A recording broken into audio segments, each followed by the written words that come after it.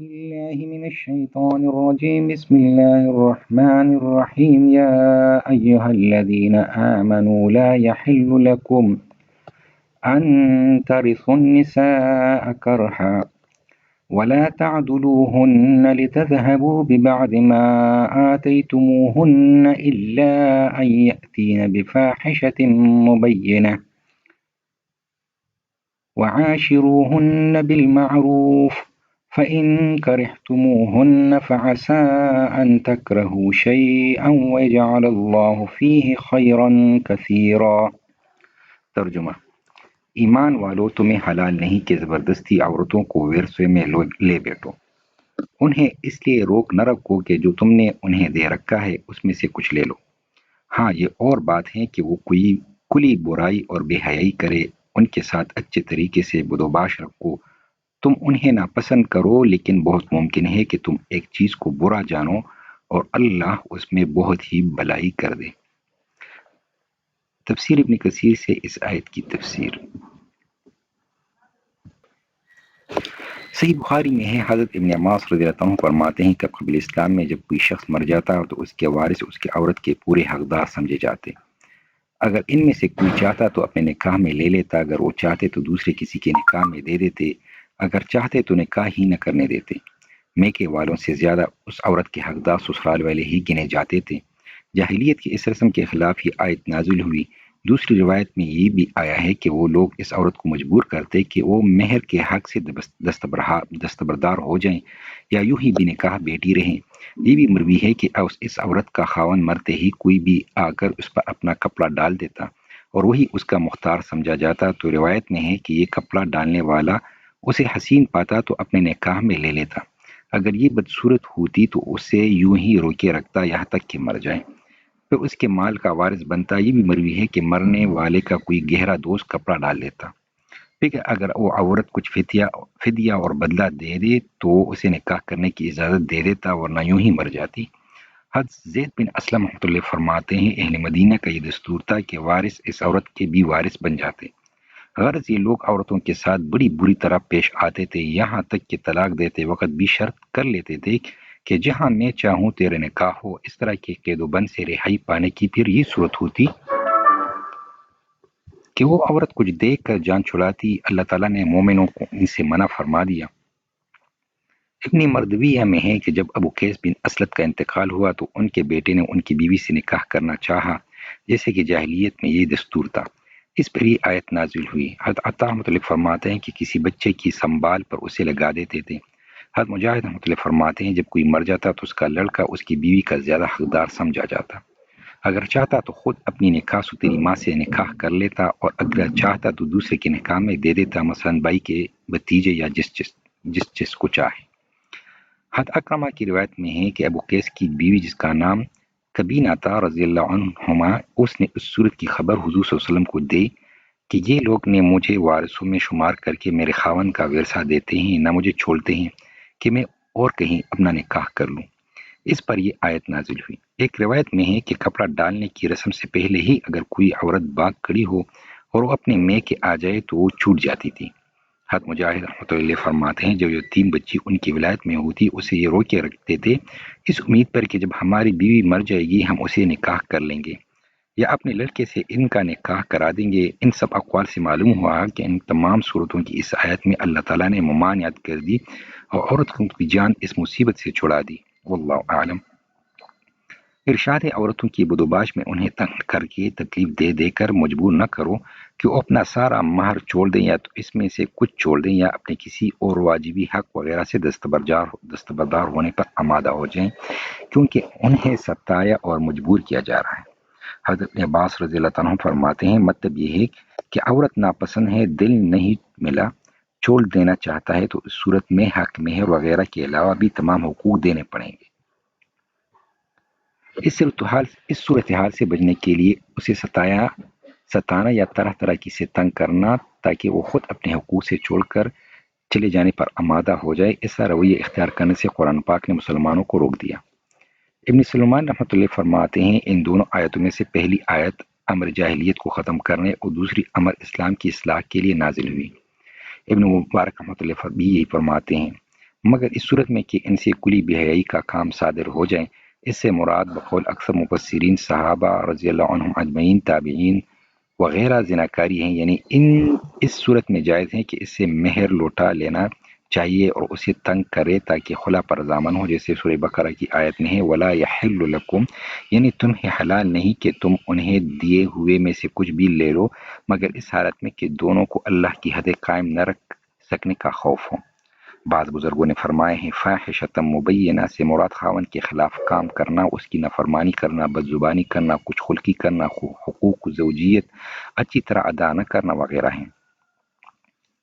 امام ابن جریر رحمۃ اللہ فرماتے ہیں آیت کے الفاظ عام ہیں، زنا کو اور تمام مذکورہ عوامل بھی شامل ہیں، یعنی ان تمام صورتوں میں خاوند کو مباح ہے کہ اسے تنگ کرے تاکہ وہ اپنے کل حق یا توڑا حق چھوڑ دے اور پھر یہ اسے الگ کر دے۔ امام صاحب کا یہ فرمان بہت ہی مناسب ہے، واللہ اعلم۔ یہ روایت بھی پہلے گزر چکی ہیں کہ یہاں اس آیت کے اترنے کا سبب وہی جاہلیت کی رسم ہے جسے اللہ نے منع فرمایا۔ اس سے معلوم ہوا کہ یہ پورا بیان جاہلیت کی رسم کو اسلام میں سے خارج کرنے کے لیے ہوا ہے۔ ابن زید رحمۃ اللہ فرماتے ہیں مکہ کے کویش میں یہ رواج تھا کہ کسی شخص نے کسی شریف عورت سے نکاح کیا، موافقت نہ ہوئی تو اسے طلاق دے دی، لیکن شرط یہ کر لیتا تھا کہ بغیر اس کی اجازت کے یہ دوسری جگہ نکاح نہیں کر سکتی۔ اس بات پر گواہ مقرر ہو جاتے اور اقرارنامہ لکھ لیا جاتا۔ اب اگر کہیں سے پیغام آئے اور وہ عورت راضی ہو تو یہ کہتا مجھے اتنی رقم دے تو میں تجھے نکاح کی اجازت دوں۔ اگر وہ عطا کر دیتی تو خیر، ورنہ یوں ہی اسے قید رکھتا اور دوسرا نکاح نہ کرنے دیتا۔ اس کی ممانعت اس آیت میں نازل ہوئی۔ بقول مجاہد رحمۃ اللہ یہ حکم اور سورہ بقرہ کی آیت کا حکم دونوں ایک ہی ہیں۔ پھر فرمایا عورتوں کے ساتھ خوش سلوکی کا رویہ رکھو، ان کے ساتھ اچھا برتاؤ برتو، نرم بات کہو، نیک سلوک کرو، اپنی حالت بھی اپنی طاقت کے مطابق اچھی رکھو، جیسے تم چاہتے ہو کہ وہ تمہارے لیے بنی سوری ہوئی اچھی حالت میں رہے، تم خود اپنی حالت بھی اچھی رکھو، جیسے اور جگہ فرمایا وَلَهُنَّ مِثْلُ الَّذِي عَلَيْهِنَّ بِالْمَعْرُوفِ وَلَهُنَّ مِثْلُ الَّذِي عَلَيْهِنَّ بِالْمَعْرُوفِ، یعنی جیسے تمہارے حقوق ان پر ہیں ان کے حقوق بھی تم پر ہیں۔ رسول اللہ صلی اللہ علیہ وسلم فرماتے ہیں تم میں سے بہتر شخص وہ ہیں جو اپنی گھر والی کے ساتھ بہتر سے بہتر سلوک کرنے والا ہوں۔ میں اپنی بیویوں سے بہت اچھا رویہ رکھتا ہوں۔ نبی کریم صلی اللہ علیہ وسلم اپنی بیویوں کے ساتھ بہت لطف خوشی، بہت نرم اخلاقی، خند پیشانی سے پیش آتے تھے، انہیں خوش رکھتے تھے، ان سے ہنسی دل لگی کی باتیں کیا کرتے تھے، ان کے دل اپنی مٹھی میں رکھتے تھے، انہیں اچھی طرح کھانے پینے کو دیتے تھے، کشادہ دلی کے ساتھ ان پر خرچ کرتے تھے، ایسی خوش طبعی کی باتیں بیان فرماتے جس سے وہ ہنستی تھی۔ ایسا بھی ہوا کہ حضرت عائشہ اور صدیقہ رضی اللہ تعالیٰ عنہا کے ساتھ آپ نے دوڑ لگائی، اس دوڑ میں صدیقہ رضی اللہ عنہا آگے نکل گئی، پھر کچھ مدت بعد پھر دوڑ لگی، اب کہ حضرت عائشہ رضی اللہ تعالیٰ عنہا پیچھے رہ گئی تو آپ صلی اللہ علیہ وآلہ وسلم نے فرمایا معاملہ برابر ہو گیا۔ اس سے بھی آپ کا مطلب یہ تھا کہ حضرت صدیقہ رضی اللہ تعالیٰ عنہ خوش رہیں، ان کے دل بہلے۔ جس بیوی صاحبہ کے ہاں آپ کو رات گزارنی ہوتی وہاں آپ کی کل بیویاں جمع ہو جاتی، دو گھڑی بیٹھتی، بات چیت ہوتی۔ کبھی ایسا بھی ہوتا کہ ان سب کے ساتھ ہی حضور صلی اللہ علیہ وسلم رات کا کھانا تناول فرماتے، پھر سب اپنے اپنے گھر چلی جاتی اور آپ صلی اللہ علیہ وسلم وہی آرام فرماتے، جن کی باری ہوتی اپنی بیوی صاحبہ کے ساتھ ایک ہی چادر میں سوتے، کرتا نکال ڈالتے، صرف تہبند بندھا ہوا ہوتا۔ عشاء کی نماز کے بعد گھر جا کر دو گھڑی ادھر ادھر کی کچھ باتیں کرتے، جس سے گھر والیوں کا جی خوش ہوتا۔ الغرض نہایت ہی محبت پیار کے ساتھ اپنی بیوی کو آپ رکھتے تھے صلی اللہ علیہ وسلم۔ بس مسلمانوں کو بھی چاہیے کہ اپنی بیویوں کے ساتھ اچھی طرح راضی خوشی محبت پیار سے رہیں۔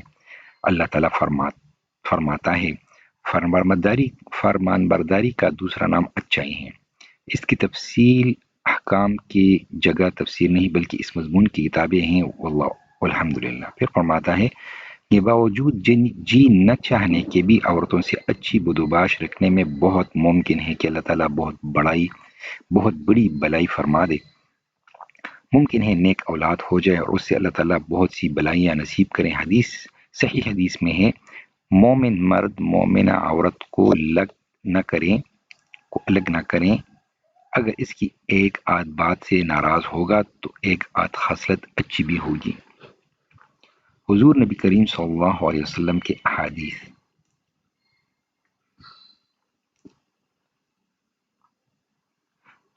حضرت عمر بن احوص رضی اللہ تعالیٰ عنہ بیان کرتے ہیں کہ وہ حجۃ الوداع میں رسول اللہ صلی اللہ علیہ وسلم کے ساتھ تھے۔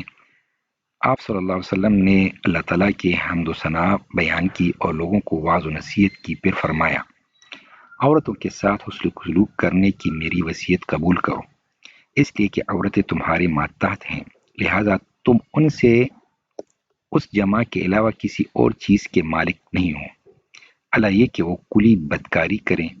اگر وہ ایسا کریں تو ان کو خوابگاہ سے جدا کر دو، ان کو مارو لیکن سخت مار نہ مارو۔ اگر وہ تمہاری بات مان لے تو پھر ان پر زیادتی کے لیے کوئی بہانہ نہ ڈھونڈو، تمہارا عورتوں پر حق ہے اور ان کا حق تم پر ہے۔ عورتوں پر تمہارا حق یہ ہے کہ وہ تمہارا بستر ایسے شخص کو روندنے نہ دیں جسے تم ناپسند کرتے ہو، اور وہ کسی ایسے شخص کو تمہارے گھروں میں آنے کی اجازت نہ دے جسے تم ناپسند کرتے ہو۔ سنو، اور ان کا حق تم پر یہ ہے کہ تم اچھی طرح ان کو کھانا اور کپڑا دو۔ سنن ابن ماجہ کتاب النکاح حدیث 1851۔ ایک اور حدیث میں ہے، حضرت ابو سعید خدری رضی اللہ تعالیٰ عنہ کہتے ہیں کہ رسول اللہ صلی اللہ علیہ وآلہ وسلم نے فرمایا، جس کے پاس 3 لڑکیاں یا 3 بہنیں یا 2 لڑکے یا 2 بہنیں ہوں اور وہ ان کے ساتھ اچھا سلوک کرے اور ان کے حقوق کے سلسلے میں اللہ سے ڈرے تو اس کے لیے جنت ہے۔ امام ترمذی کہتے ہیں یہ حدیث غریب ہے۔ سنن ترمذی حدیث 1916۔